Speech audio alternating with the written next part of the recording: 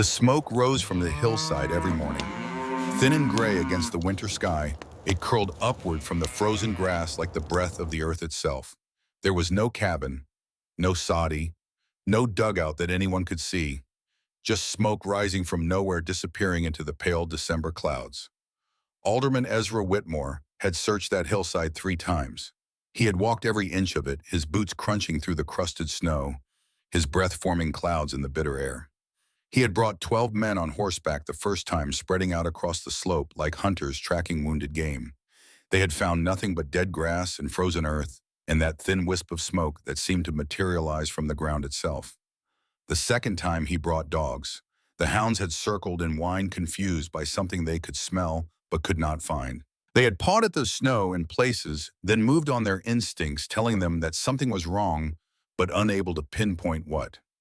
Whitmore had watched them with growing frustration, his jaw tight, his eyes scanning the seemingly empty landscape. The third time he came alone. He walked slower this time, more carefully, studying every depression in the ground, every pile of rocks, every shadow that might hide an entrance to something beneath. He stood in the center of the hillside for nearly an hour, watching that smoke rise from somewhere below his feet, and he could not understand how it was possible. There had to be a structure. There had to be a fire. There had to be someone keeping that fire burning. But there was nothing. Nothing but grass and snow and smoke rising from the frozen earth like some kind of dark miracle. On Christmas Eve, Alderman Ezra Whitmore stood before the town council of Havenwood, Dakota Territory, and delivered his verdict. The girl is dead. The words fell into the silence of the meeting hall like stones dropped into still water. The council members shifted in their seats, some nodding, others looking away, all of them eager to put the matter to rest.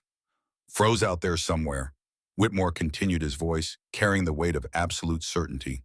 The smoke must be some kind of natural phenomenon, gas escaping from the ground. I've heard of such things back east, pockets of something flammable seeping up through cracks in the rock. He paused, looking around at the faces of the men who ran this small town on the edge of civilization. The Chelan girl is gone. We've done our duty by searching. Now we move on. The council voted unanimously to close the matter. And 15 feet below Alderman Whitmore's boots, lying in her bed of buffalo hides and dried grass, Solveig Chelan listened to his footsteps cross her roof and smiled in the darkness. She was warm. She was fed. She was alive. And when the blizzard came in March, the blizzard that would kill hundreds across the territory, she would save every single person who had laughed at the smoke from nowhere. But that part of the story comes later.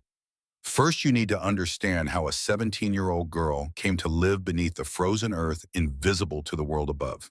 You need to understand what was taken from her and what she built in its place. You need to go back 6 months to a September morning when the grass was still green and Solveig Chelan still had a father. The horse's name was Bjorn. He was a big draft horse, gray as storm clouds, with a temperament that Gunnar Chelan had always described as sensible. Bjorn had pulled plows through rocky soil and wagons through mud that sucked at wheels like hungry mouths. He had weathered blizzards and droughts and the 1,000 small disasters that made up life on the Dakota prairie. In 16 years, Bjorn had never spooked at anything. Gunnar was checking the fence line on the northern edge of their homestead that morning with Solveig riding beside him on her mare. The September sun was warm on their backs, and the conversation had turned, as it often did, to the skills a person needed to survive on the frontier. The old-timers knew things we've forgotten. Gunnar said, his Norwegian accent still thick despite 20 years in America. Torbjorn Viken, you know him. The bachelor who lives out past Miller Creek. Solveig nodded. Everyone knew old Torbjorn, though few people visited him anymore. He was a relic of an earlier time, a man who had homesteaded this land when the Lakota still hunted buffalo across these hills. He built the first dugout in this territory, Gunnar continued. Not a soddy that sits on top of the ground, but a true dugout, carved right into a hillside. Learned it from the Lakota themselves. Why would anyone want to live underground? Gunnar smiled, the weathered lines of his face creasing with the expression. Because the earth remembers summer, little one. 55 degrees, give or take, all year round. Doesn't matter if it's 40 below outside. The ground holds its warmth. He reined his horse to a stop, looking out across the rolling hills that stretched toward the horizon. There's 30 acres on the north edge of our claim, he said, his voice dropping slightly, as if sharing a secret. I never bothered to file on it, thought it was worthless. Nothing but grass and hillside. But Torbjorn showed me something there once. A south-facing slope perfect for building into, protected from the north wind, hidden from every direction. Why are you telling me this? Gunnar turned to look at his daughter. She was 17 now, no longer the 6-year-old girl he had carried off the boat from Norway. She had her mother's eyes pale blue like winter ice and her mother's stubborn jaw. Her mother, who had died when Solveig was 4, whose face now existed only in memory and in the features of their daughter. Because you should know, he said simply, a person should always have a place to go, a place that belongs to them alone. The rattlesnake was coiled in the grass beside a fence post. Neither of them saw it until Bjorn's front hoof came down 6 inches from its head. The snake struck at the horse's leg, missing by a fraction, and the horse that had never spooked at anything in 16 years suddenly exploded into blind panic. What happened next took less than 5 seconds. Bjorn reared, his massive body twisting in the air. Gunnar, caught off guard for the first time in his life on horseback, lost his grip on the reins. The horse's hooves came down wrong, and the animal stumbled, and in that stumble, Gunnar Kjellén was thrown. He hit the ground at an angle that no human body was designed to survive in. Solveig heard the sound. She would hear it for the rest of her life in nightmares and quiet moments, in the space between heartbeats. The sound of her father's neck breaking against a half-buried stone. She was off her mare and running before Bjorn had finished bolting. She dropped to her knees beside her father's body, her hands reaching for him, her mind refusing to accept what her eyes were showing her. Gunnar's eyes were open. He was still alive, but barely. His lips moved, forming words that came out as whispers. The North Acres. Torbjorn knows. He'll show you. Papa, don't talk. I'll get help. Listen to me. His hand found hers, squeezed with the last strength he possessed. Ragnhild is not. She's not what she seems. Don't trust. Don't. The light left his eyes.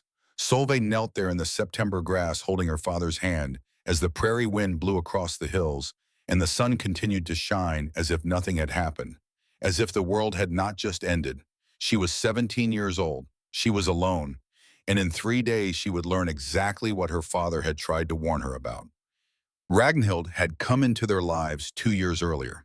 She was a widow from Minnesota, or so she claimed, a handsome woman in her 40s with a sharp mind and a sharper tongue, who had met Gunnar at a church social in town and charmed him with her wit and her apparent capability. She had seemed kind enough before the wedding, helpful, willing to work alongside them on the homestead. Solveig had never warmed to her.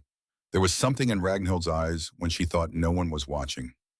Something cold, something calculating. But Gunnar had been lonely since his first wife's death, and Solveig had wanted her father to be happy, so she had kept her suspicions to herself. Now, standing in the farmhouse 3 days after the funeral, she understood that she should have spoken. This homestead is mine now. Ragnhild's voice was flat, emotionless, as different from the warm tones she had used around Gunnar as winter was from summer. She stood in the doorway of the bedroom that had been Solveig's since childhood. Her arms crossed her face, arranged in an expression of cold satisfaction. The law says a widow inherits. I checked with the land office in Bismarck before the funeral. Everything your father owned belongs to me now. The house, the land, the livestock, everything. Solveig stared at her, struggling to process what she was hearing. This is my home. My father built this house with his own hands. My mother is buried on that hill. Your mother is dead. Your father is dead. And you are not my daughter. Ragnhild stepped into the room, her eyes sweeping across the few possessions that Solveig owned. You're not my responsibility. Pack what you can carry and get out. You can't do this. I can. I have. The sheriff knows. The alderman knows. Everyone knows that Gunnar Kjellén's widow now owns this property and that his daughter from his first marriage has no legal claim to anything. Solveig felt the floor shifting beneath her feet. This couldn't be happening. Not 3 days after she had watched her father lowered into the ground. Not with the September sun shining through the window and the sound of chickens in the yard, and everything looking so normal, so ordinary. Where am I supposed to go? Ragnhild smiled. It was the first honest expression Solveig had ever seen on her face. That's not my concern. She left Solveig standing in the bedroom, and within the hour, two hired men from town arrived to make sure she left. They weren't rough with her, not physically. They simply stood and watched as she gathered what she could carry in a canvas bag. A few clothes, a photograph of her mother, her father's hunting knife which she slipped into her boot when no one was looking. Everything else, everything that represented 17 years of life, she had to leave behind. The walk from the farmhouse to the main road of Havenwood took 30 minutes. 30 minutes of putting one foot in front of the other while her mind screamed that this couldn't be real. 30 minutes of passing landmarks she had known since childhood, the old oak tree where she had played as a girl, the creek where her father had taught her to fish, the rise in the road where you could first see the town in the distance. By the time she reached Havenwood, word had already spread. They were waiting for her. Not in any organized way, not as a mob or a committee, but the people of Havenwood had gathered on porches and in doorways, watching the road from the Shellen homestead, waiting to see what would happen to the girl who had just been thrown out of her home. Solveig walked down the main street with her head held high, though everything inside her wanted to run, to hide, to disappear. She felt their eyes on her like physical weight. She heard whispers that cut like knives. Heard she talked back to her stepmother. Probably had it coming. Should have made herself useful instead of acting above her station. She stopped at the general store where Mrs. Patterson had always been kind to her, where she had come with her father every month since she was old enough to walk, helping to carry supply of berries back to the wagon. Mrs. Patterson wouldn't meet her eyes. "I'm sorry, Solveig, I can't help you. I'm not asking for charity. I can work. Ragnhild was in here this morning." Mrs. Patterson's voice dropped to a whisper. "She made it clear that anybody who helps you won't have her business anymore. And with winter coming, I can't afford—" She trailed off, her face red with shame, her hands twisting in her apron. Solveig understood. She tried the church next. Pastor Hendricks had baptized her as an infant, had confirmed her faith. At 13, had spoken the words over her father's grave just 3 days ago. Surely the church would help. Surely God's house would offer refuge to a girl with nowhere else to go. The pastor met her at the door. His face was grave, his hands folded in front of him, like a man preparing to deliver bad news, which Solveig supposed he was. "Ragnhild has been very generous to this congregation," he said, and Solveig noticed that he called her by her first name as if they were friends. "She's pledged to fund the new roof we've been needing, and the bell tower repairs. I don't need money. I need somewhere to stay, just until I can figure out what to do. I wish I could help." The pastor's voice was smooth, practiced. "But the church must consider its obligations to the community as a whole. Individual charity, while admirable, cannot come at the expense of the greater good." Solveig stared at him, this man who had spoken of Christian love and mercy every Sunday of her life. "My father donated to this church for 20 years, and we honored him with a proper burial." The pastor stepped back, beginning to close the door. "I'll pray for you, child. God helps those who help themselves." The door closed in her face. Alderman Ezra Whitmore found her an hour later. She was sitting on a bench outside the closed land office, her canvas bag at her feet, watching the sun begin its descent toward the western horizon. She had tried 4 more places since the church: the boarding house, the doctor's office, 2 families who had been friendly with her father. All of them had found reasons to say no. All of them had mentioned Ragnhild. Whitmore approached her with the confident stride of a man who owned his place in the world. He was a large man, prosperous-looking, with a thick mustache that he groomed with obvious pride, and a gold watch chain stretched across his substantial belly. He served on the town council, owned the largest grain warehouse in the county, and considered himself the moral authority of Havenwood. "So this is the Chelan girl." He didn't address her directly. He spoke as if narrating her presence for an invisible audience, his voice carrying across the street to where a small group of townspeople had gathered to watch. "I saw what happened at your father's homestead. Saw you walk out with your little bag." He shook his head, making a clicking sound with his tongue. "That's what happens when you don't raise children properly." Solveig looked up at him, and something in her eyes made him take a half step back before catching himself. "I was raised just fine. Were you a decent girl would have made herself useful to her stepmother. A decent girl would have found a way to stay in that house to help with the work to earn her keep." His voice rose, playing to the watching crowd. A decent girl wouldn't be sitting here like a vagrant, expecting the town to take care of her. The words hit her like blows, but she didn't flinch. I didn't ask anyone to take care of me. And then what are you doing here? Whitmore spread his hands, a gesture of false reasonableness. You have no money, no family, no prospects. You're 17 years old with nothing but the clothes on your back. What exactly do you plan to do? Solvig stood up slowly. She was tall for a woman nearly as tall as Whitmore himself, and when she drew herself up to her full height, something in her bearing made him uncomfortable. There was steel in this girl, steel that he had not expected. I plan to survive. She picked up her bag and walked away, leaving Whitmore standing in the street with his mouth open and his audience murmuring. She didn't know where she was going. She didn't know what she would do, but she would not give him the satisfaction of seeing her break. The sun was setting as she reached the edge of town. Ahead of her, the prairie stretched toward the horizon, vast and empty and indifferent to human suffering. Behind her, the lights of Havenwood were beginning to glow in windows. Families gathering for dinner, for warmth, for the simple comfort of belonging somewhere. She had none of that now. She had nothing but her father's knife in her boot, a bag of clothes on her shoulder, and the memory of his last words echoing in her mind. The North Acres. Torbjorn knows. He'll show you. Solveig turned her feet toward Miller Creek, where old Torbjorn Viken lived alone in a cabin that most people had forgotten existed. She almost died that first night. The temperature dropped faster than she had expected, the September warmth vanishing with the sun as if it had never been. By the time full dark fell, she was still 2 miles from Torbjorn's cabin, walking through grass that grew taller than her head, in places navigating by the stars that her father had taught her to read. The cold crept into her bones slowly at first, then faster. She had dressed for a September afternoon, not a September night on the open prairie.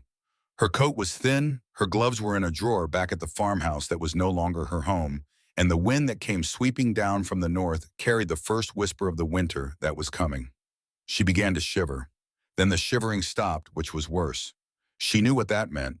Her father had told her stories of men who had frozen to death within sight of their own cabins, men who had stopped feeling the cold and simply sat down to rest and never got up again. The body, he had explained, eventually gave up fighting. The cold became almost pleasant. You wanted to sleep, and if you slept, you didn't wake up.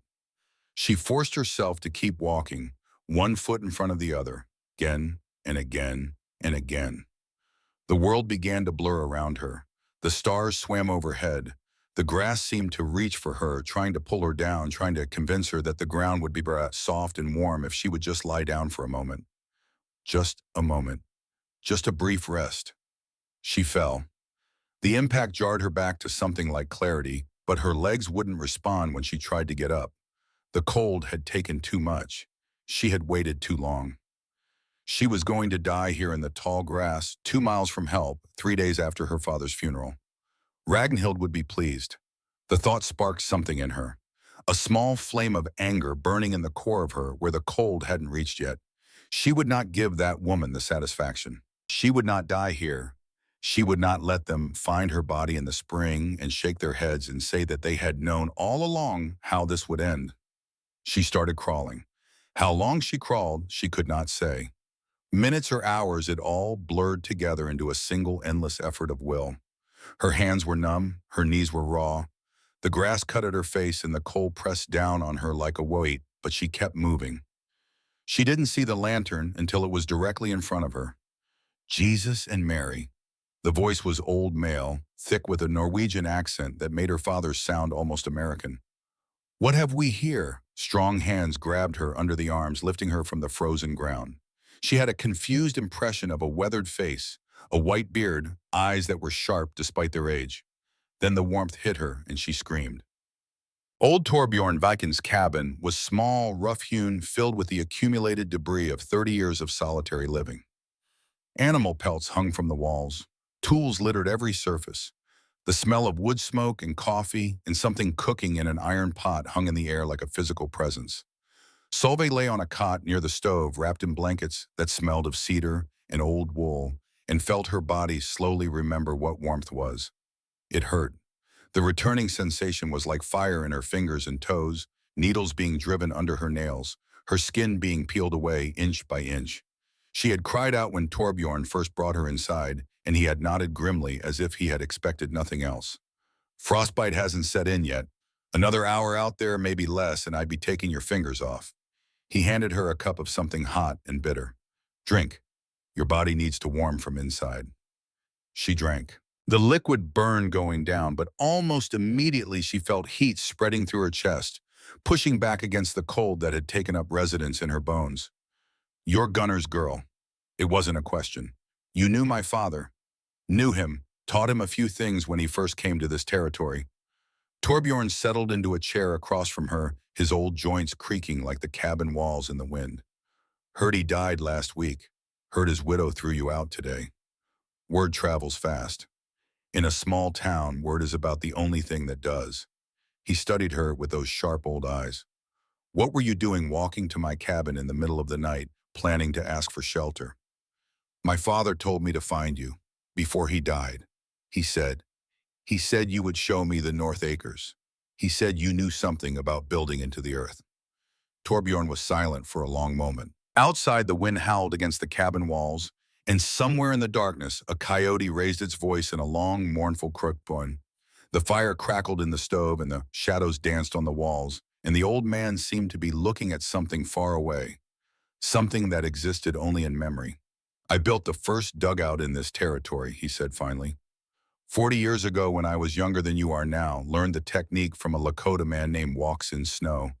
They had been building shelters into the earth for generations, invisible to enemies, warm in winter, cool in summer. My father said the earth remembers summer.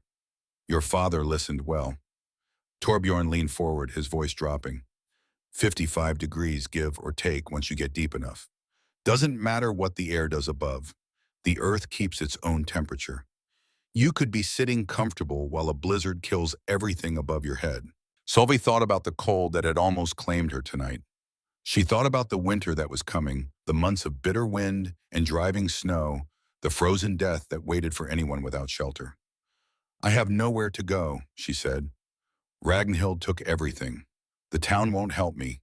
My father said there were 30 acres on the north edge of our claim that he never filed on. He said they were worthless, but they're not if you know what to do with them.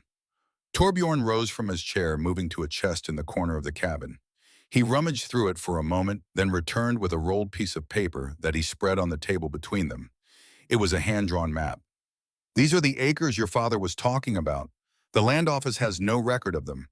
As far as the government is concerned, they don't exist. No one has ever filed a claim. His gnarled finger traced a line on the map.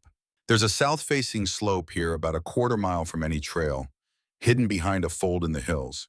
You could dig into it, and no one would ever know you were there. Dig into it. Build a dugout, a real one carved into the earth, not a soddy sitting on top of the ground. Invisible from above. Warm all winter. Safe. Solveig stared at the map, her mind struggling to grasp what he was suggesting. I don't know how to build something like that.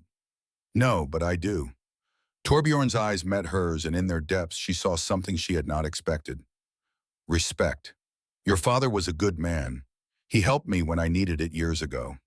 I owe him a debt that I never got to repay. So I'll teach you what I know. I'll show you how to disappear. Why would you do that? You don't owe me anything. The old man smiled, showing teeth that were worn down by decades of hard bread and harder living. Maybe not, but I've watched this territory change. Watch the old ways get forgotten. Watch people build houses that can't survive the land they're built on. Every winter, someone dies because they didn't understand what they were dealing with. Every spring, we find them frozen in houses that weren't good enough. He rolled up the map and handed it to her. You're young, you're strong. You've got your father's stubbornness in you. I can see it. And right now, everyone in Havenwood thinks you're going to die out here. They're waiting for it, hoping for it, some of them. His voice hardened. Let's prove them wrong. They started in October when the ground was still soft enough to work. Torbjorn was too old to dig himself. His hands were twisted with arthritis, his back bent by decades of labor, his body a map of the toll that frontier life exacted from those who survived it. But his mind was still sharp, his memory still clear, and he guided Solveig through every step of the process with the patience of a man who had all the time in the world. They went to the North Acres in the gray light before dawn, when no one would see them leave the old man's cabin. The south-facing slope was exactly as Torbjorn had described, hidden behind a fold in the hills, invisible from every approach, catching the winter sun in a way that would warm the entrance throughout the coldest months. "Here," Torbjorn said, pointing with his walking stick. "This is where you dig."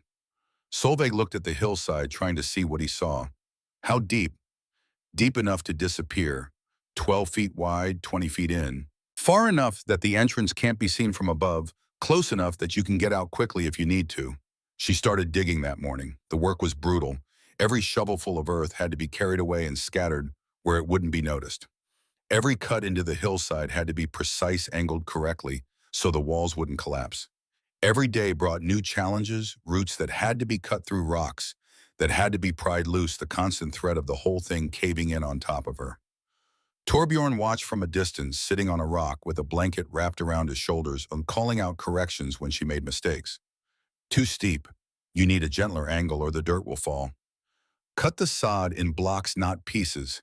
They have to fit together like bricks. That's not where the entrance goes. Come around to the fold in the hill. Make it invisible." She worked from dawn until her muscles screamed for rest, then worked some more. She developed calluses on her hands, then blisters on top of the calluses, then skin so tough it felt like leather. She learned to read the soil, to understand which dirt would hold and which would crumble, to feel the earth's resistance and know when to push and when to stop. Weeks passed. The hole in the hillside became a tunnel, then a room, then something that was starting to look like a home. Solveig carved shelves into the earthen walls, built a sleeping platform from cottonwood logs. She hauled from a creek 3 miles away, created a chimney so thin and well hidden that its smoke looked like nothing more than morning mist rising from the ground. "The Lakota called these homes the places that aren't there," Torbjorn told her one afternoon. "A hunting party could ride right over the top of one and never know it existed. That's what kept them safe when enemies came. That's what will keep you safe when Whitmore comes looking." "You think he'll come?" "I think a man like that can't stand not knowing. You're out here somewhere, and every day you survive is a day that proves him wrong. He'll come. The question is whether he'll find anything when he does." The first search party came in late October. Solveig heard them before she saw them, the distant sound of horses, the murmur of male voices carrying across the hills. She had been working on the entrance, trying to get the angles right so it would be invisible from every direction, when the noise made her freeze. Torbjorn had told her this would happen. "When you hear them coming, get inside and stay still. Don't move. Don't breathe loud. The earth will hide you, but only if you let it." She slipped through the gap in the rocks that served as her doorway and pulled the covering of dried grass and dead brush into place behind her.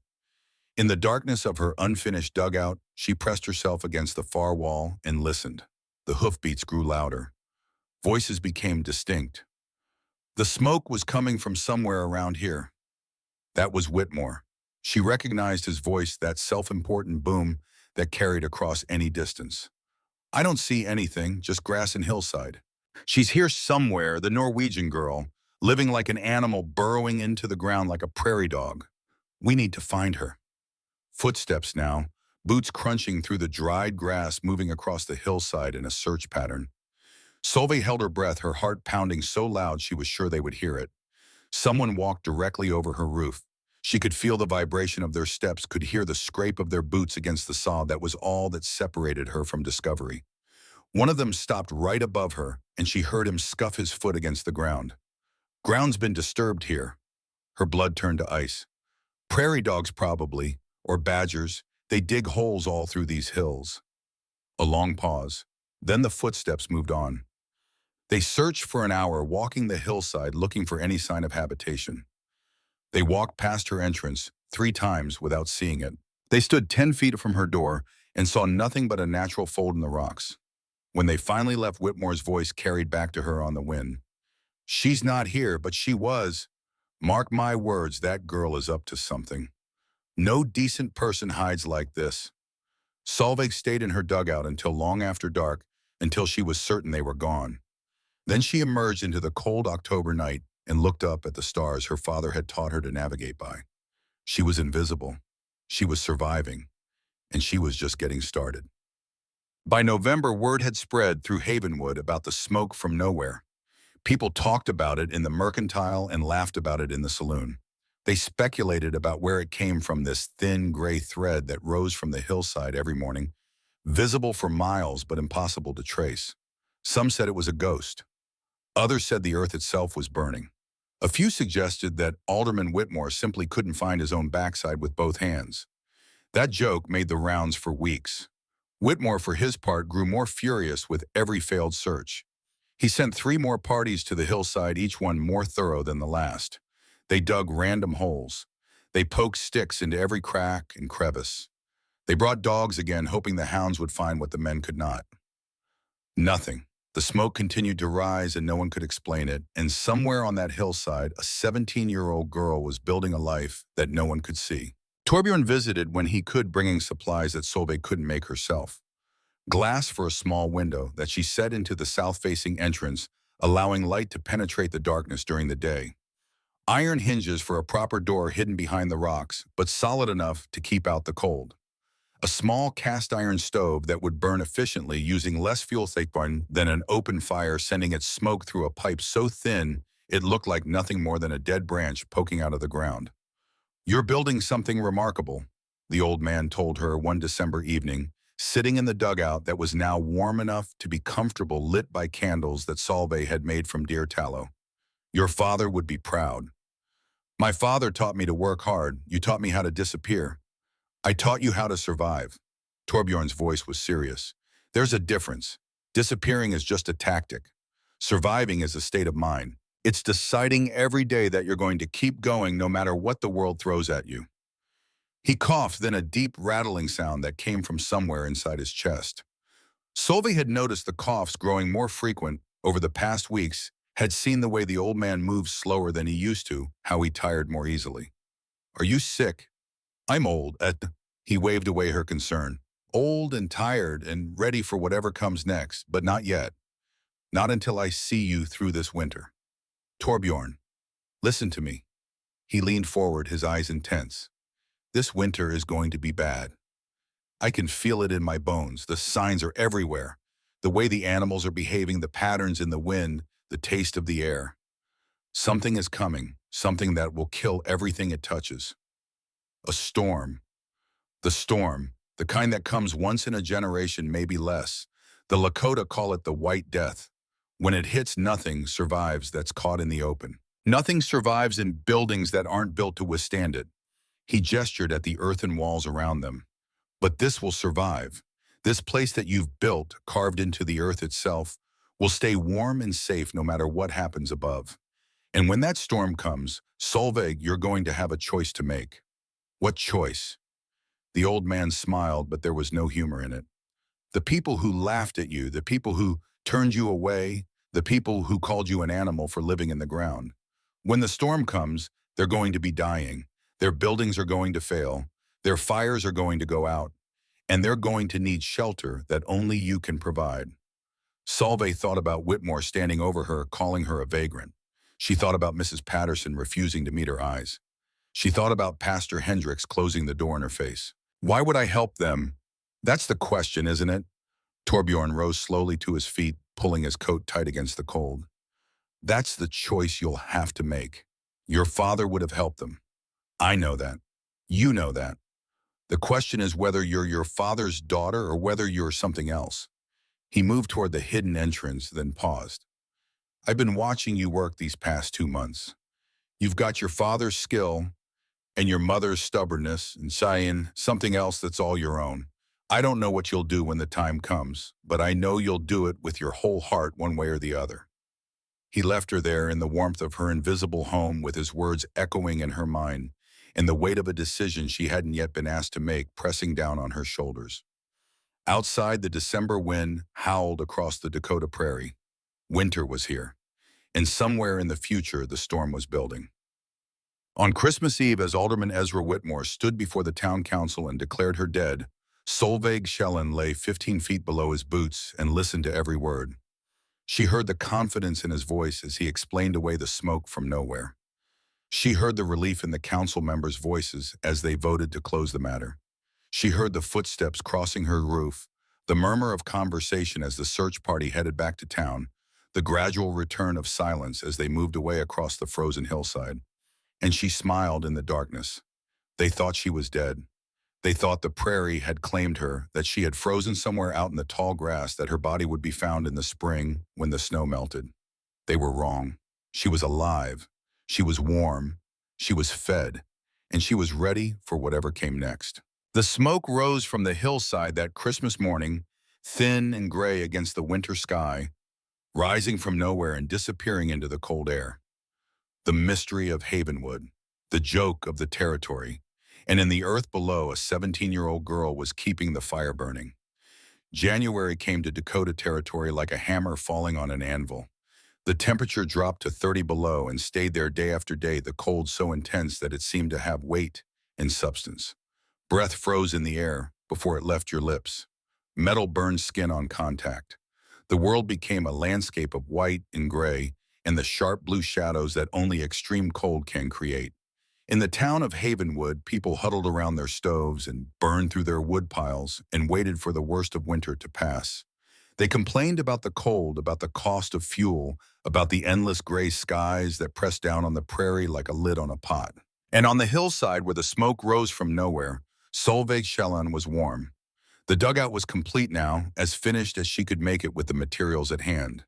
12 feet wide and 20 feet deep, carved into the south face of the hill, like a secret whispered into the earth itself. The walls were packed earth solid and permanent, insulated with dried grass and the buffalo hides that Torbjorn had given her from his own stores. The floor was hard-packed clay, swept clean and covered in places with woven grass mats she had made during the long December nights. She had built furniture from cottonwood logs hauled from the creek 3 miles away, working the wood with her father's knife and the few tools Torbjorn had provided. A bed frame against one wall filled with dried grass and covered with hides. A table in the center of the room, rough but sturdy. 2 chairs that she had constructed and reconstructed until they could bear weight without wobbling. The stove sat in the corner nearest the entrance, its thin chimney pipe rising through a carefully constructed shaft that emerged from the ground 20 feet away, hidden among a pile of rocks that looked entirely natural. The smoke dispersed through cracks between the stones, thinning to almost nothing before it reached the open air. 55 degrees.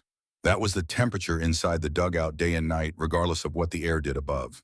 Solveig had tested it with a thermometer Torbjorn had brought her, watching the mercury hold steady, while the world above plunged to temperatures that killed livestock in their barns. The earth remembered summer, and it shared that memory with the girl who had learned to live within it. Her days followed a rhythm, now a pattern of survival that she had developed through trial and error over the past 3 months. She woke before dawn when the darkness inside the dugout was absolute and lay still for a moment listening. This had become habit, this listening. The earth transmitted sounds in ways she was still learning to understand. Footsteps from above, the movement of animals, the particular quality of silence that meant snow was falling. When she was satisfied that nothing threatened, she rose and lit a candle. The small flame cast dancing shadows on the earthen walls, illuminating the home she had carved from nothing. She dressed quickly in the clothes she had arrived with, supplemented now by items she had made herself: a coat of rabbit furs, sewn together with sinew gloves lined with the down of prairie chickens, a hat that covered her ears and tied beneath her chin. Breakfast was simple: dried meat from the rabbits she trapped along the creek bed, root vegetables she had gathered in the fall and stored in a cellar dug even deeper than her main room, where the temperature stayed cold enough to preserve food but not cold enough to freeze it. Water from snow she melted on the stove. She ate alone in the candlelight, thinking about the day ahead. The work was never finished. There was always something to repair, something to improve, something to prepare for the challenges she knew were coming. She had learned this from her father, this understanding that survival was not a state but a process, an endless series of small decisions and smaller actions that added up to life instead of death. After breakfast, she checked her trap lines. This meant leaving the dugout, emerging into the bitter cold through the hidden entrance, making her way across the frozen landscape to the places where she had set snares for rabbits and prairie chickens. She moved carefully, always watching for signs of other people who were always ready to disappear at the first hint of danger. The traps were usually productive. The animals of the prairie had not learned to fear this particular stretch of hillside, had not connected the thin smoke that rose from the rocks with the presence of a predator. She collected her catches, reset the snares, and returned to the dugout before the cold could penetrate the layers of fur and wool that protected her. The afternoon she spent preparing food, repairing equipment, or simply sitting in the warmth of her underground home, listening to the wind howl above and feeling grateful for every moment of safety. She was alive. Against all odds, against the predictions of everyone who had watched her walk away from Havenwood with nothing but a canvas bag on her shoulder, she was alive. The second search party came in the third week of January. Solveig heard them approaching from a mile away, the sound of horses' hooves transmitted through the frozen ground into the earthen walls of her dugout.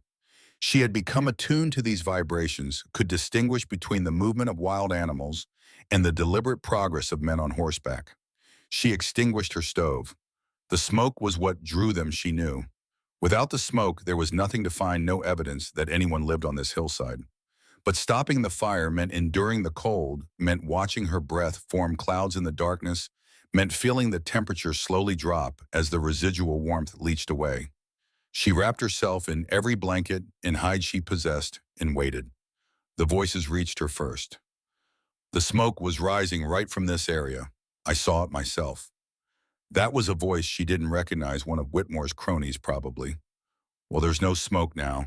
Maybe you were seeing things. I know what I saw. That girl is out here somewhere, living in a hole like some kind of animal. Footsteps now closer than before. They were directly above her boots, crunching through the snow, moving in a search pattern across the hillside. Look at this. Solveig's heart stopped. What is it? Tracks. Something's been moving through here. A long pause. She could imagine them crouching, studying the marks she had left in the snow on her way to check the trap lines that morning. She had been careful to obscure her trail, but had she been careful enough? Those are rabbit tracks. See the pattern? 2 small prints in front, 2 larger prints behind.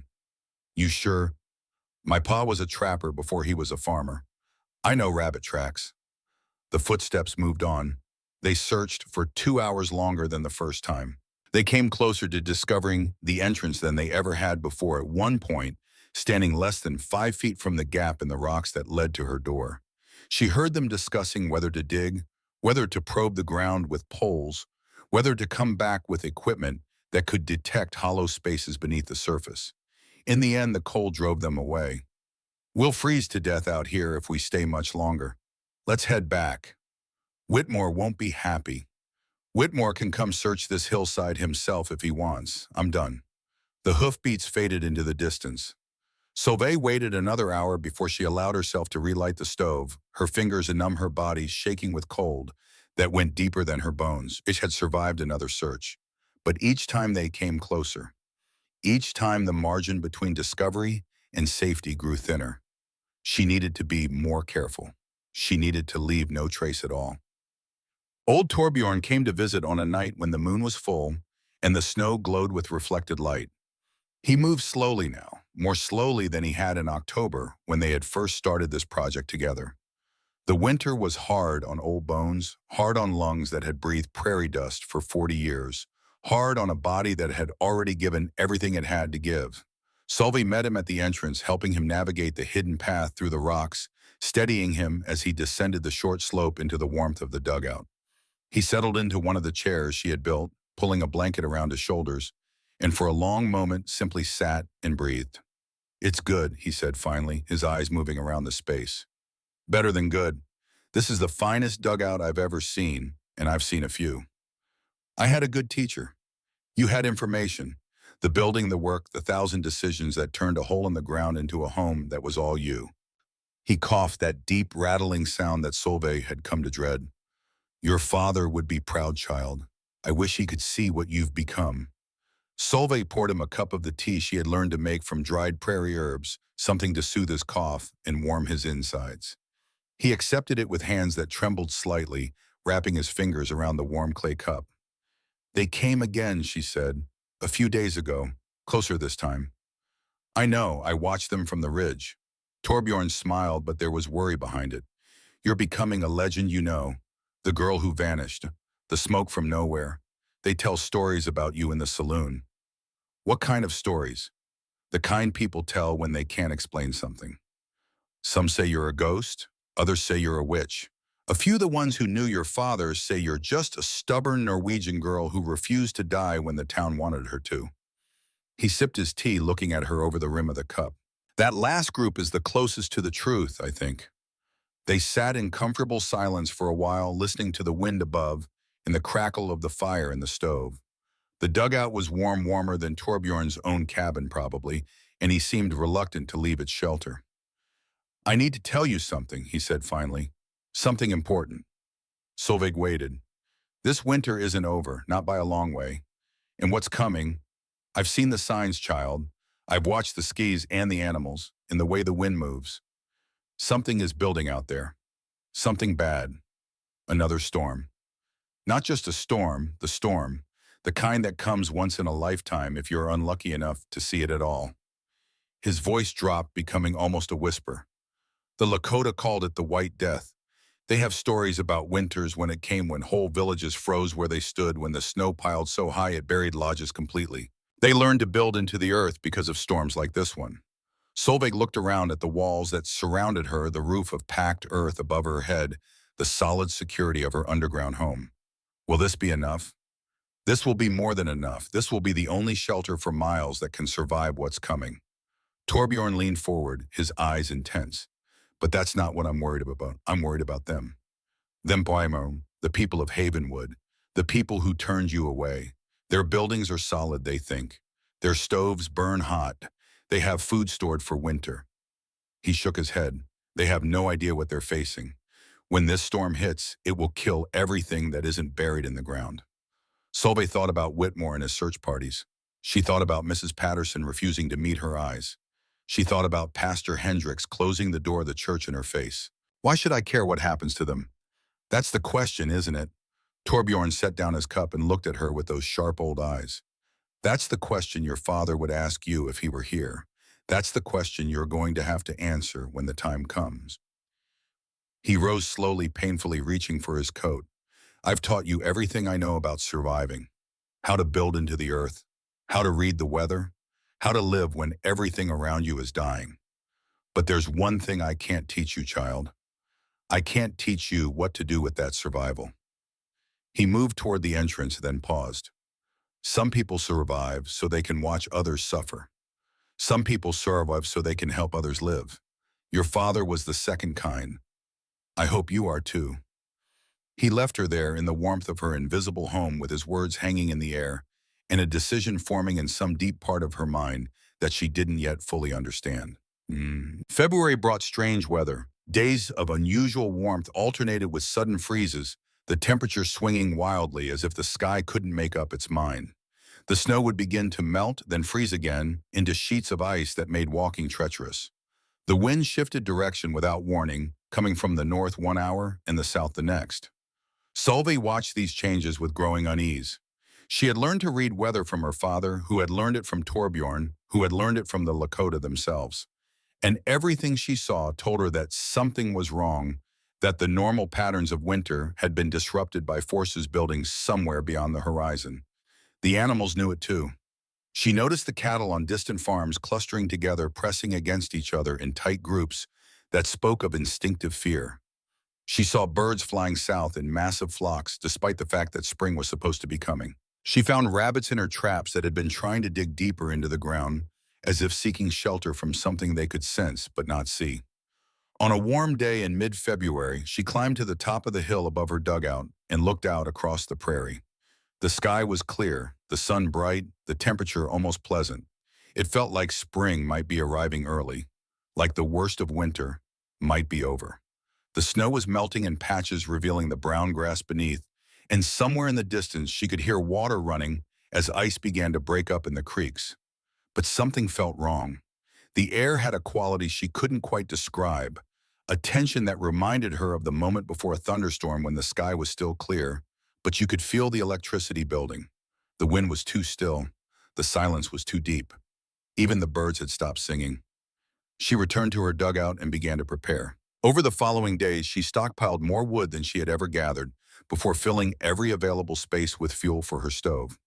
She checked and rechecked her food stores, calculating how long she could survive if she couldn't leave the dugout for weeks at a time. She reinforced the covering over her chimney, making sure it couldn't be blocked by drifting snow. She didn't know exactly what was coming, but she knew it was coming, and she knew she needed to be ready. The third search party came on the last day of February. This one was different from the others. There were more men, for one thing, at least 20 of them spread out across the hillside in a line. And they had brought equipment, long poles for probing the ground shovels, for digging through the snow, even a pair of heavy chains that Solveig couldn't understand the purpose of. Whitmore himself led them. She recognized his voice immediately, that boom of self-importance that carried across the frozen landscape like the call of some territorial animal. I don't care what the council says. I don't care if they've closed the investigation. That girl is out here somewhere, and I intend to find her. Why does it matter so much to you, Ezra? The question came from someone else, someone whose voice Solveig didn't recognize. Because it's not natural. A 17-year-old girl alone on the prairie, surviving through the worst winter in 10 years. Either she's getting help from someone, or she's found shelter we don't know about. Either way, I want to know. Maybe she's dead. Maybe the smoke really is just gas from the ground. The smoke rises every morning. Gas doesn't rise every morning. Something is burning out here, and I intend to find out what. The search began. Solveig had extinguished her stove at the first sound of hoofbeats, and now she sat in the darkness of her dugout wrapped in furs, listening to the sounds above. The men were being more systematic this time, more thorough.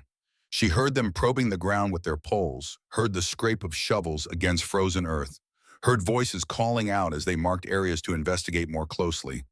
They found her entrance. "Ezra, over here!" Her blood turned to ice, footsteps converging, multiple voices talking at once. Then Whitmore's boom cutting through the noise. "What is it?" "There's a gap in these rocks. Looks like it might lead somewhere." A long pause.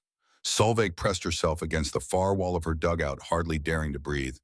If they came through that entrance, if they found her here, it's not big enough for a person.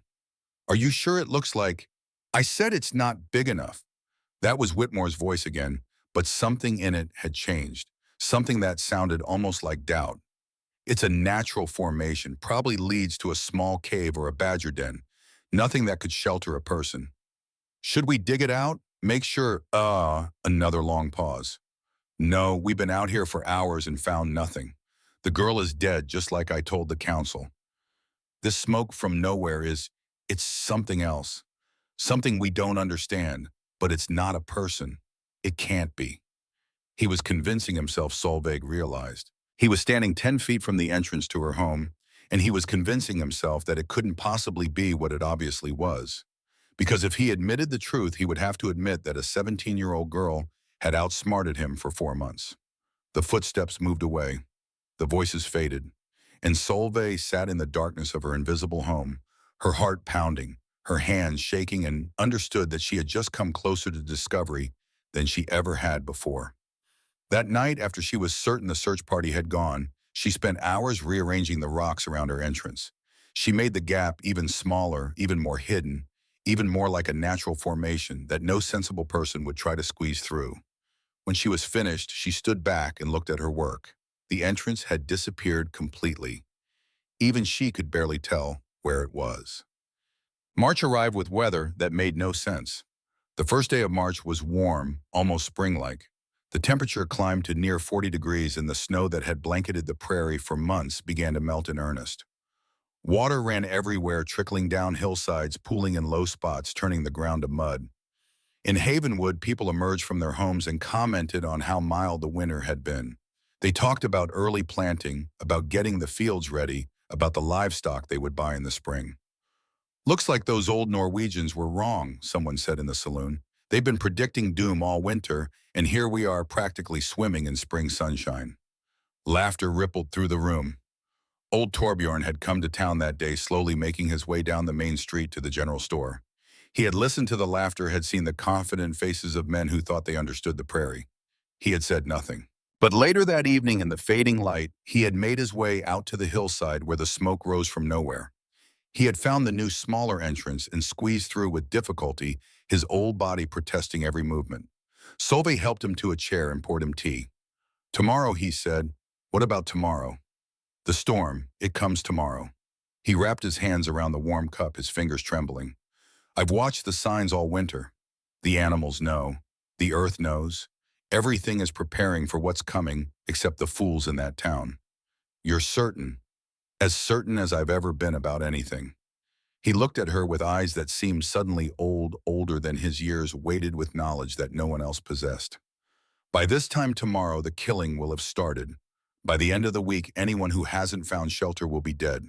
Solveig looked around her dugout at the stores of food and fuel she had accumulated, at the solid earth walls that would hold whatever temperature she chose to maintain, at the small world she had built beneath the frozen ground. I'm ready. I know you are. That's not what worries me. Then what? Torbjorn set down his tea and leaned forward. When the storm comes, people will die. Good people, bad people, people who helped you and people who hurt you. The storm won't distinguish. It will just kill. He paused, choosing his words carefully. Some of them will find their way here.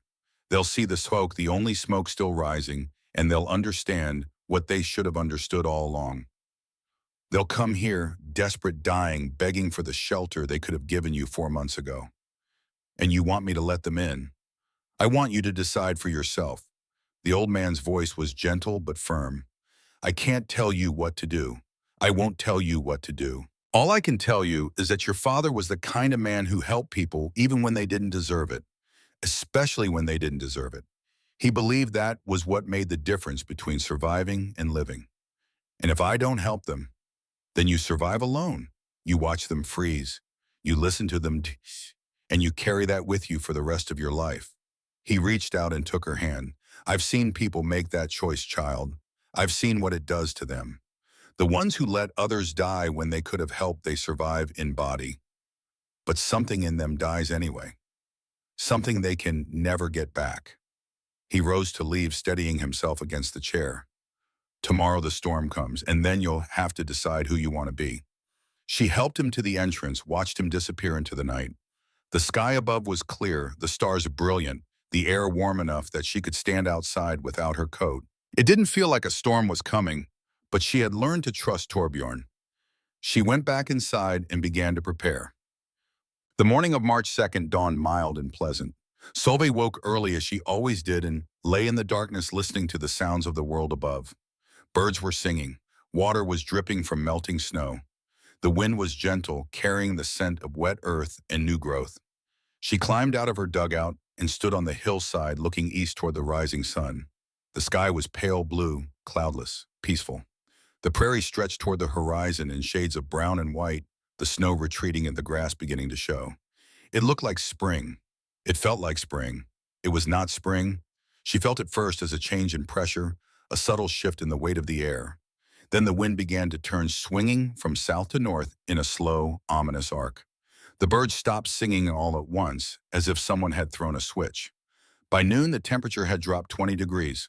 By mid-afternoon, it had dropped 20 more. And on the horizon, coming from the northwest, a wall of gray was building.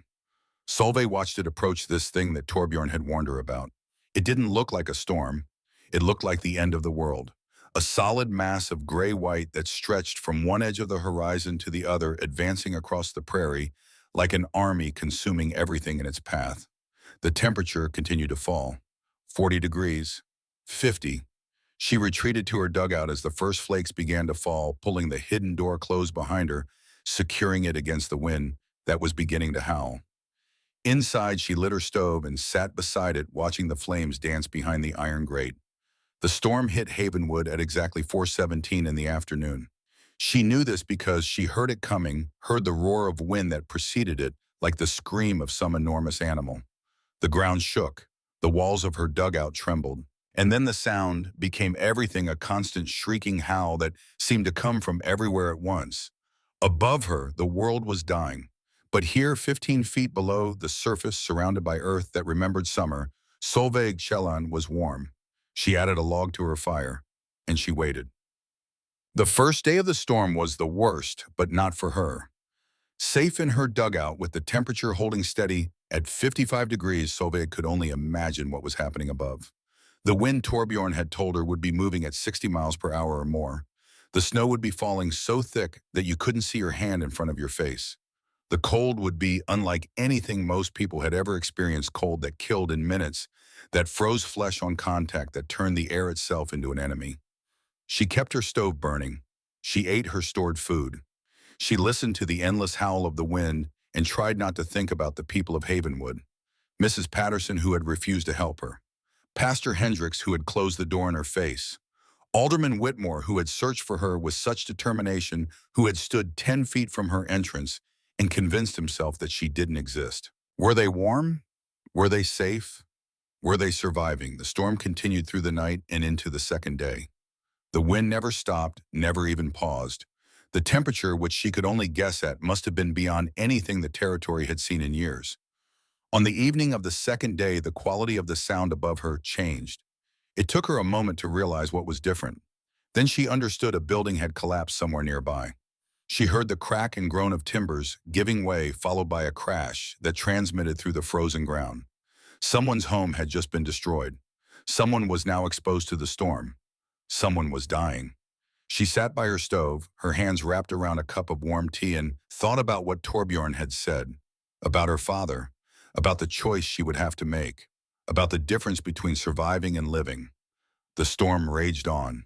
Day 3, day 4, day 5. She lost track of time in the endless darkness of her dugout, the candles burning low, the fire crackling in the stove, the world above reduced to nothing but wind and cold and death. On the 6th day, the wind began to slow. On the 7th day, it stopped. And in the silence that followed, Solveig Schelland climbed out of her home and looked at what the storm had left behind. The prairie was transformed. Snow had drifted to heights she had never seen before, 15 feet in some places, completely burying anything that stood in its path. The sky was gray and heavy, but the air was still, and for the first time in a week, she could see more than a few feet in any direction. She looked toward Havenwood, or rather toward where Havenwood had been. She could see chimneys poking up through the snow. She could see the steeple of the church broken, leaning at an angle. She could see places where buildings had stood that were now just smooth white mounds. The town had been devastated, and somewhere in that devastation, people were still alive. People who were cold, who were hungry, who were dying. People who had laughed at the smoke from nowhere and called her an animal for living in the ground. People who needed her help. She stood on the hillside, the cold biting at her face, the smoke from her chimney rising thin and gray against the winter sky, and she waited for them to come. They came on the 8th day. Solveig saw them from the top of the hill, a ragged line of figures moving across the white landscape like ants crawling across a tablecloth. They moved slowly, painfully, the strongest supporting the weakest, all of them leaning into a wind that had died, but whose memory still haunted their bodies. She counted them as they approached. 23. 23 people wrapped in whatever they had been able to salvage from the wreckage of their homes. Blankets, curtains, tablecloths. Anything that might hold back the cold that had killed so many of their neighbors. She recognized some of them, even from this distance. Mrs. Patterson, who had refused to meet her eyes in the general store. Pastor Hendricks, whose church steeple now lay broken across the main street of Havenwood. And leading them, his fine clothes torn and dirty, his proud bearing reduced to a desperate shuffle, Alderman Ezra Whitmore, the man who had called her a vagrant, the man who had searched for her with such determination, the man who had stood before the town council and declared her dead. He was very much alive, but he was dying now, dying by inches as the cold ate away at whatever warmth remained in his body. They all were. 23 people who had survived the storm itself, but who would not survive another night without shelter. And they were coming to her. Solveig watched them approach her breath, forming small clouds in the frigid air. She had known this moment would come. Torbjorn had warned her. She had prepared for it, had thought about it during the 7 endless days of the storm, had turned it over in her mind like a stone being polished by water. But now that it was here, now that she could see their faces, she found that she still didn't know what she was going to do. The choice that would define the rest of her life was walking toward her across the snow, and she had perhaps 10 minutes to make it. They found the entrance by following the smoke, that thin gray thread that had mystified Havenwood for 4 months, that had driven Whitmore to search and search again, that had become a joke and a legend and a mystery now served as a beacon. It rose from the rocks on the hillside, barely visible against the gray sky, but visible enough. Visible enough to save their lives. Whitmore was the first to reach the fold in the hill where the entrance was hidden. He stood there staring at the gap in the rocks, his mind struggling to process what he was seeing. God in heaven. The words came out as a whisper carried away by the wind. It was here all along. Right here, I walked past it a dozen times. He turned and looked up the slope to where Solveig stood watching them. Their eyes met across the distance, and in that moment something passed between them. Recognition, understanding. The weight of everything that had happened since September. Whitmore started up the slope toward her. The others followed, some of them, struggling through the drifted snow. Some of them helped by neighbors who had a little more strength left. They were a pitiful sight, this group that had once been the prosperous citizens of Havenwood. Their faces were red with cold, their fingers blackened with frostbite, their eyes holding the desperate look of people who had seen death coming and had not been able to stop it. 17 of their neighbors were already dead, frozen in buildings that couldn't keep them warm, lost in the snow trying to reach wood piles that were buried under 15 feet of drift, crushed when roofs collapsed under the weight of ice and wind. 17 dead in 7 days. And the survivors had come to the girl they had cast out, the girl they had called an animal, the girl who had built a home in the earth while they laughed at the smoke from nowhere. Whitmore stopped 10 feet away from her. He was breathing hard, the exertion of the walk having taken almost everything he had left. His mustache, which he had always groomed with such pride, was crusted with ice. His gold watch chain was gone, probably traded for food or fuel during the desperate days of the storm. He looked at her, and she saw something in his face that she had never seen before. Shame. I was wrong. The words came out, cracked, broken, stripped of all the confidence that had once characterized everything he said. We were all wrong. About you. About everything. Solveig said nothing. Please. His voice broke on the word. There are children with us. Old people. They'll die if we don't find shelter. Another night out here and none of us will survive. She looked past him at the faces of the people who had turned her away. Mrs. Patterson, who wouldn't meet her eyes even now. Pastor Hendricks, who had spoken of Christian charity while closing his door in her face. Farmers and merchants and townspeople who had watched her walk away from everything she knew and had done nothing to help. And among them faces she didn't recognize. Children wide-eyed with cold and fear. Old women supported by younger hands. Men who had probably never spoken to her, never formed an opinion about her one way or the other. Innocent people. Guilty people. All of them dying. All of them needing her help. She thought about her father, about what he would do if he were standing here, about the man who had helped neighbors with their harvests even when his own crops were suffering, about the man who had given food to strangers passing through even when his own larder was running low, about the man who had believed with every fiber of his being that how you treated people was what defined you. She thought about Torbjorn, about his words on that last visit about survival and living, about carrying the weight of letting others die when you could have helped. She thought about this girl she had been in September, walking away from Havenwood with nothing but a canvas bag on her shoulder. And she thought about the woman she had become standing here in March with a choice that would shape everything that came after. Come in. The words left her mouth before she had fully decided to say them. All of you. There's room. The dugout that everyone had laughed at, the hole in the ground that Whitmore had searched for and never found, held 23 people for the next 2 weeks. They came down through the hidden entrance, one at a time, helping each other navigate the narrow passage through the rocks. Some of them had to be carried. Some of them collapsed as soon as they felt the warmth of the underground space, their bodies finally giving up the fight they had been waging against the cold. Solveig directed them like a general commanding troops. Mutt against the walls. Stay close together. Body heat will help. She stoked the fire in her stove, adding logs from her carefully hoarded supply. She brought out blankets and hides, distributing them among the shivering survivors. She heated water on the stove and passed around cups of warm tea, watching color slowly return to faces that had been gray with cold. 23 people in a space 12 feet wide and 20 feet deep. It should have been impossible. But the impossible had become necessary, and so they made it work. The children were settled in the sleeping alcove that Solveig had built into one wall piled together under furs like puppies in a basket. The old people were given places closest to the stove where the warmth was strongest. The rest found spaces along the walls, sitting shoulder to shoulder, their bodies slowly remembering what it felt like to be warm. For a long time, no one spoke. The only sounds were the crackle of the fire, the whisper of wind above, and the quiet breathing of people who had been given back their lives. Then from somewhere in the crowded room, a child's voice broke the silence. "Is this where you live?" Solveig looked toward the sound. A boy, perhaps 6 or 7 years old, was staring at her with wide eyes. She didn't know his name, didn't recognize his face. "Yes, this is my home. It's warm. The earth keeps it warm. 55 degrees all year round." The boy considered this for a moment. "Our house fell down. The roof came in and everything got cold." "I know. I'm sorry." "Are we going to stay here?" Solveig looked around at the faces surrounding her. Faces she knew, faces she didn't. Faces that had been hostile, and faces that had simply been indifferent. All of them looking at her now, waiting for her answer. "Until the relief wagons come. Until it's safe to leave." The boy nodded solemnly. "Thank you for letting us in." Something twisted in Solveig's chest. This child, this innocent child who had never done anything to hurt her, was thanking her for basic human decency, thanking her for not letting him freeze to death. "You're welcome."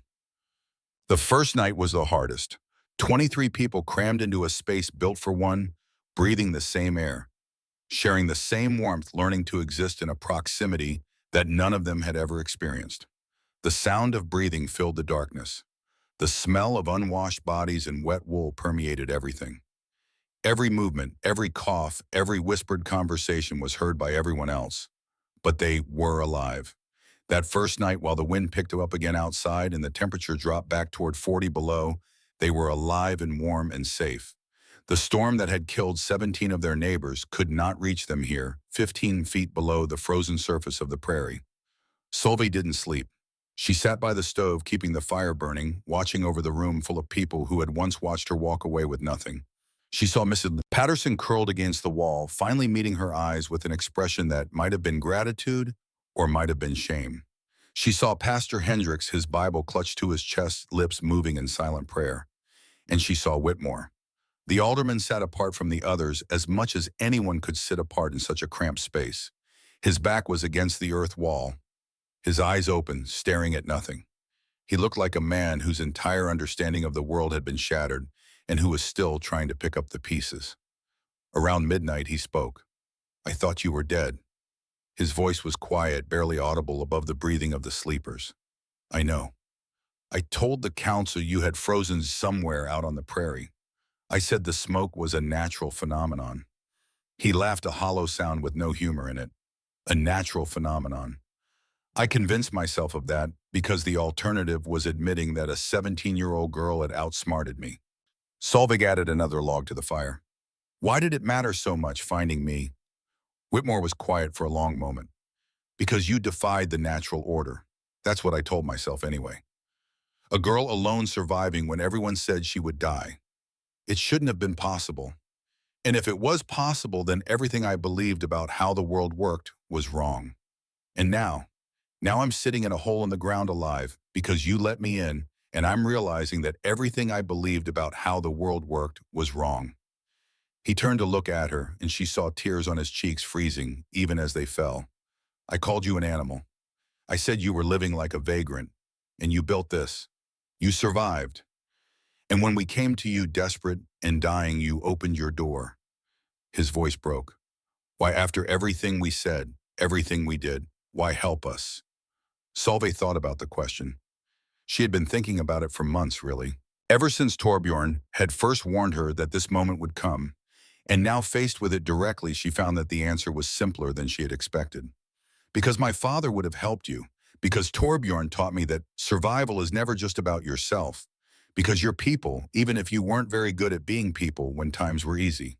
Whitmore stared at her. "I don't deserve your help." "No, you don't." Solveig met his eyes without flinching. "But deserving has nothing to do with it.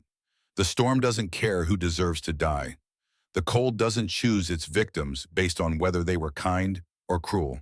It just kills. And the only thing that matters, the only thing that separates us from the storm is the choice to help each other. She turned back to the fire. My father understood that. He helped people who didn't deserve it because he believed that's what made him human. I'm trying to be like him. The silence stretched between them. Finally, Whitmore spoke again, his voice barely a whisper. I'm sorry for everything. I know, it wasn't forgiveness.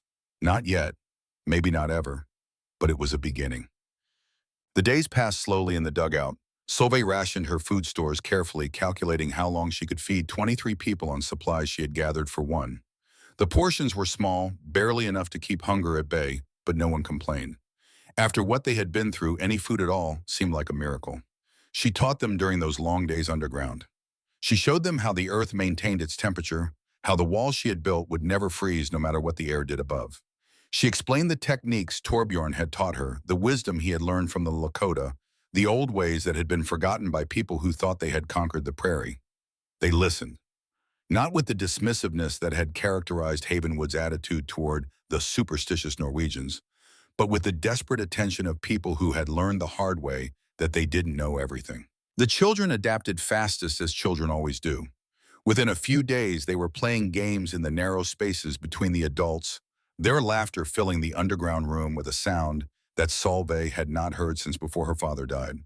They made up stories about living in the earth, about being moles or badgers, about having secret homes that no one could find. The adults were slower to adjust. Some of them struggled with the claustrophobia, with the constant presence of so many people, with the loss of privacy and personal space.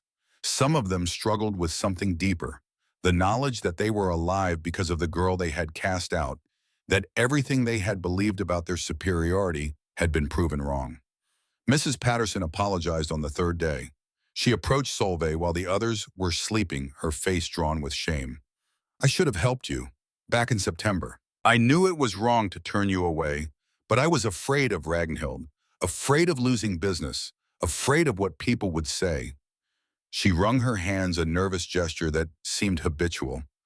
I've spent 4 months telling myself that you were probably fine, that you must have found somewhere to stay. It was easier than admitting what I had done. Solveig looked at her, this woman who had known her since childhood, who had watched her walk away with nothing and had done nothing to help. We all make choices. You made yours.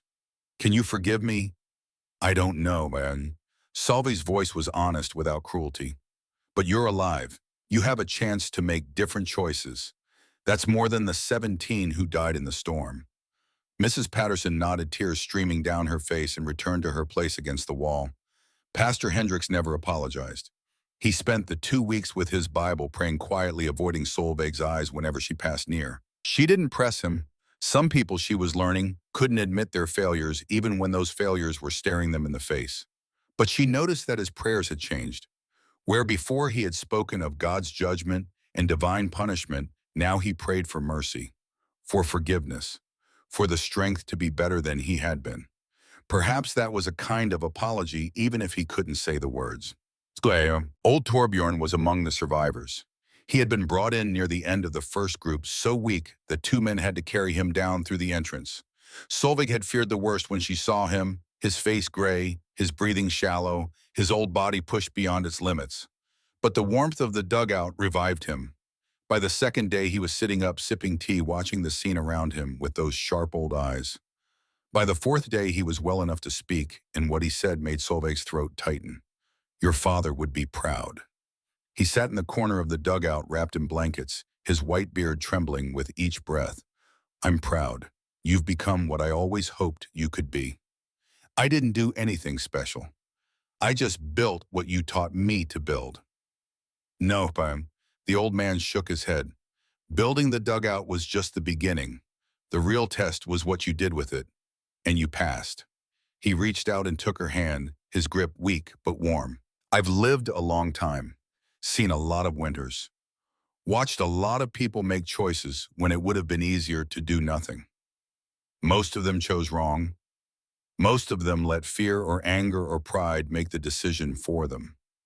His eyes were bright, feverish perhaps, but clear. You chose right. And because of that, 23 people are alive who would be dead. That's not nothing, child. That's everything. Solveig felt tears threatening and forced them back. I almost didn't. I stood on that hill and watched them coming, and I almost closed the door. But you didn't. No. That's what matters, not the almost, the didn't. Torbjorn smiled, showing those worn-down teeth. You're your father's daughter. I knew it the moment I met you, but now everyone else knows it too. He settled back against the wall, exhausted by the conversation. Wake me when the relief wagons come. I want to see their faces when they learn what happened here. The relief wagons came on the 22nd day of March. Solveig heard them first, the distant sound of horses and wheels transmitted through the frozen ground. She climbed up through the entrance and stood on the hillside watching a line of wagons approach from the east. The territory had sent help. Word had spread about the storm, about the devastation it had caused across hundreds of miles of prairie. Relief parties had been organized in the cities, loaded with food and blankets and medical supplies, sent out to find survivors in the wreckage of farms and towns. They reached Havenwood to find it destroyed. The search parties spread out, digging through snow, drifts, looking for signs of life in the frozen ruins. They found bodies. They found empty buildings. They found evidence of desperate last stands against the cold furniture, burned for fuel livestock, slaughtered for food. They found 17 dead. And then someone noticed the smoke rising from the hillside. A rider came first, approaching cautiously, his horse picking its way through the drifted snow. Solveig watched him come, the stranger, from outside and felt something shift in her chest. It was over. The long winter, the hiding, the survival against all odds. It was finally over. The rider stopped at the base of the hill, staring up at her with an expression of disbelief. There's someone alive up here. His shout brought others, more riders, then wagons. They gathered at the base of the hill, looking up at the young woman who stood alone against the gray sky. How many? Someone called out. Solveig smiled. 23. They're all inside. They emerged one at a time, blinking in the pale sunlight, their bodies stiff from 2 weeks underground. The relief workers watched in amazement as person after person climbed out of the hidden entrance, more people than should have been able to fit in any space carved into a hillside. Children and old women, farmers and merchants, the aldermen of the destroyed town and the people he had led to safety. Whitmore was one of the last to emerge. He stood on the hillside looking around at the wagons, the horses, the strangers who had come to help. Then he turned to face the crowd that had gathered survivors and rescuers alike. I owe this young woman my life. His voice was strong now, stronger than it had been in weeks. The shelter, the food, the warmth had restored something in him. I owe her an apology that I can never fully make. He turned to Solveig, who stood apart from the group watching. I called her an animal. I said she was hiding like a vagrant. I led search parties to find her and drive her out. And when the storm came, she took me in anyway. She fed me. She warmed me. She saved my life. He paused, and when he spoke again, his voice was thick with emotion. I was wrong about everything. Wrong about her. Wrong about what survival looks like. Wrong about what decency means. She's the most decent person I've ever met, and I've been the worst kind of fool. The crowd was silent. Solveig stepped forward. I didn't build that dugout because I wanted to prove anyone wrong.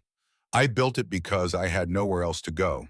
I learned from my father and from Torbjorn how to work with the earth instead of against it. I learned that the old ways sometimes know things that the new ways have forgotten. She looked at the faces around her, the survivors, the rescuers, the journalists who had come from the east to write about the disaster. You can laugh at someone's preparations. You can call them crazy, call them animals, call them whatever makes you feel superior. But when the storm comes, and the storm always comes, the ones who prepared are the ones who survive. She paused, her eyes finding Whitmore's. And if they're good people, they'll save you too. The aftermath of the Great Blizzard of 1887 played out over months.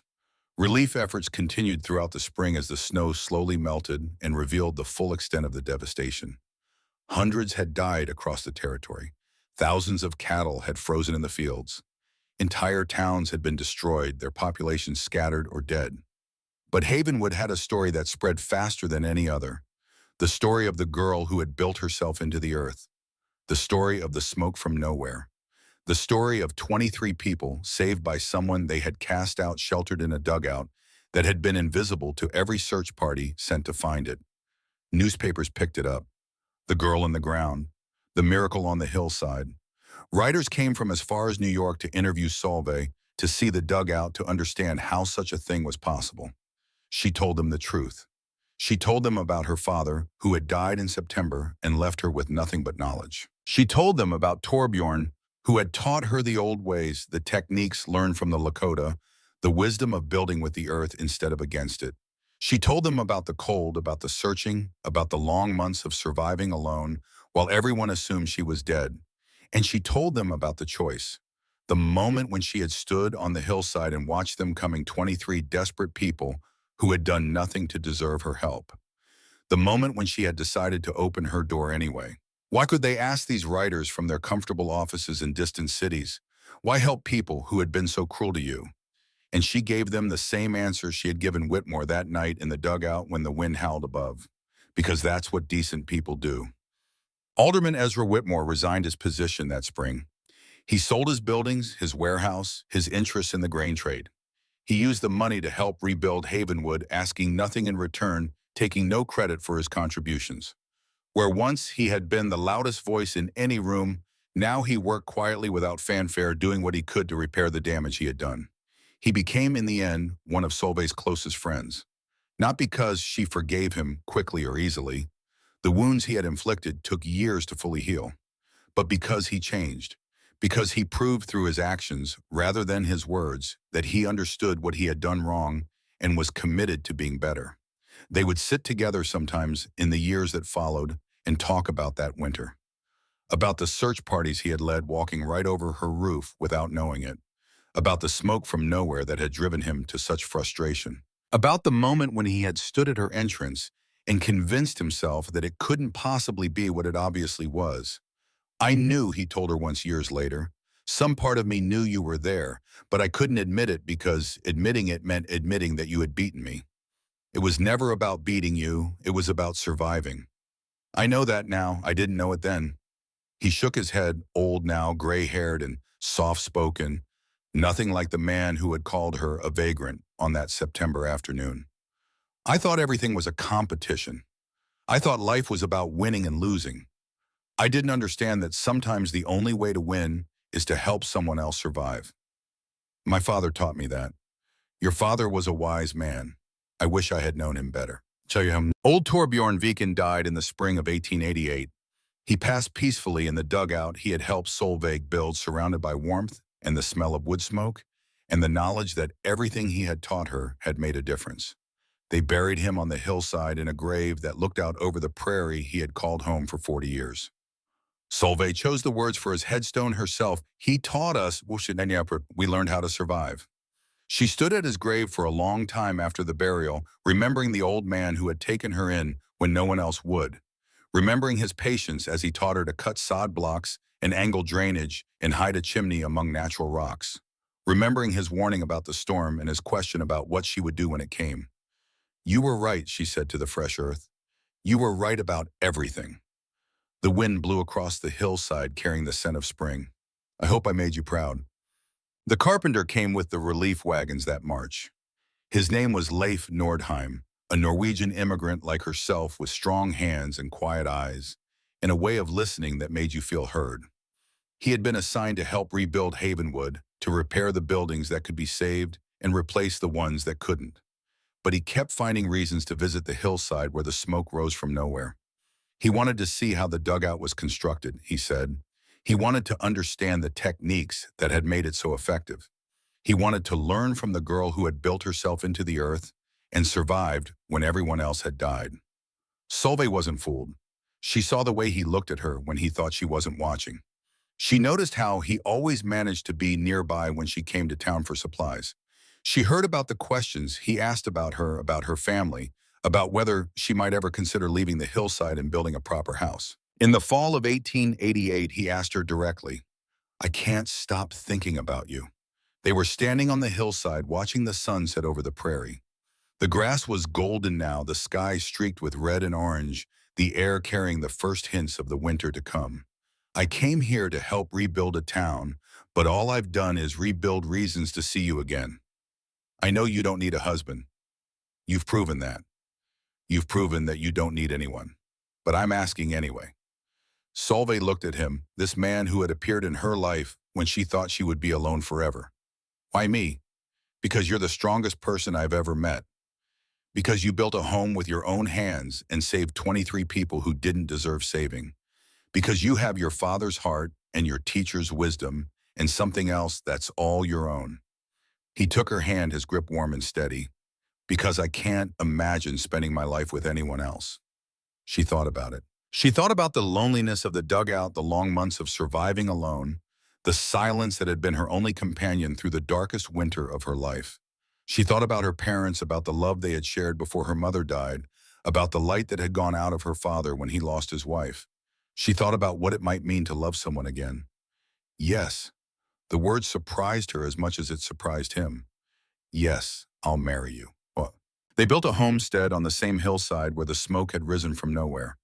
Not a dugout this time, but a proper house constructed by Leif's skilled hands, with help from neighbors who had once laughed at Solveig and now counted her among their closest friends. The house had thick walls and a solid roof and a stove big enough to keep every room warm. But they kept the dugout too. Solveig insisted on it. That underground room had saved 23 lives, had been her home, when she had no other home, had proven that the old ways still had value in a world that was always changing. She couldn't imagine letting it collapse and disappear.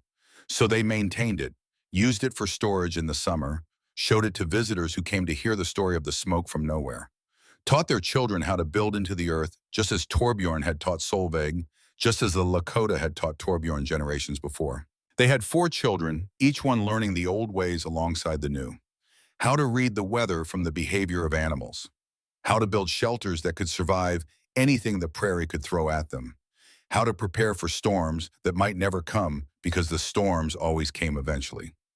The phrase smoke from nowhere entered the vocabulary of the Dakota settlers, meaning any preparation that looked like madness until you needed it. When someone was mocked for their caution, for their stockpiles, for their underground shelters, the old-timers would shake their heads and say, "Remember the smoke from nowhere. Remember Solveig Cheland," and the mocking would stop. Ragnhild left Dakota Territory in the spring of 1887. The storm had destroyed the homestead she had stolen from Solveig, had killed the livestock and collapsed the barn, and damaged the house beyond repair. She had no money to rebuild. She had no friends to help her. She had nothing but the reputation she had earned by casting out a 17-year-old girl in the middle of winter. Some said she went back to Minnesota. Others said she headed further west, looking for another lonely widower to attach herself to. A few claimed she died on the journey, frozen or starved, or simply given up. Solveig never knew for certain, and she never tried to find out. Ragnhild had been a chapter in her story, but not the whole story, not even the most important chapter. What mattered was what came after the building, the surviving, the choice to help when helping wasn't deserved. That was the story Solveig told her children. Not a story of revenge or vindication, but a story of resilience, of learning from those who came before, of understanding that the true measure of a person wasn't what they did when times were easy, but what they did when times were hard. Your grandfather was a good man. She would tell them, sitting by the fire in the house Leif had built, her children gathered around her, like she had once gathered around her own father. He taught me that survival isn't just about keeping yourself alive. It's about helping others live too, even when they don't deserve it, especially when they don't deserve it.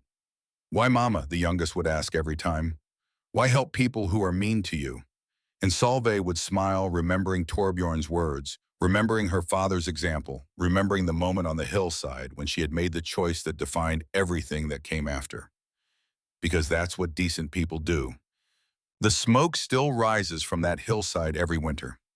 Not from the old dugout, which has been sealed and marked with a plaque that tells its story, but from the house that stands above it, where Solveig's descendants still live, still practice the old ways, still prepare for storms that might never come. Visitors come sometimes from all over the country, wanting to see the place where it happened. They stand on the hillside and look out at the prairie and try to imagine what it must have been like, a 17-year-old girl, alone, carving a home into the frozen earth while a town laughed at her. The guides tell them about the blizzard of 1887, about the 17 who died and the 23 who survived. They show them the entrance to the old dugout, now visible, no longer hidden. They explain how it worked, the Earth's constant temperature, the hidden chimney, the techniques learned from the Lakota and passed down through generations. And then they tell them about the choice. Well, about the moment when Solveig stood on this very spot and watched her enemies approaching. About how she could have closed her door, could have let them freeze, could have had revenge for everything they had done to her, and about how she opened her door instead. Some stories end with revenge, the guides say, repeating words that have become part of the legend. This one ends with something better. A young woman who was cast out, who built herself into the earth, who saved the lives of everyone who had laughed at her, not because she wanted vindication, but because that's what decent people do. The visitors nod and take their pictures and drive away. But sometimes, if they stay until evening, they see something that makes them understand why this place has become almost sacred to the people who live here. The sun sets over the prairie. The sky fills with colors that seem impossible, reds and oranges and purples that stretch from horizon to horizon. And from the chimney of the old house on the hillside, smoke rises thin and gray against the darkening sky, just like it did more than 100 years ago, when a girl with nothing built a home from the earth itself and proved that kindness is stronger than cruelty, when the smoke rose from nowhere, and everyone learned what it meant to survive.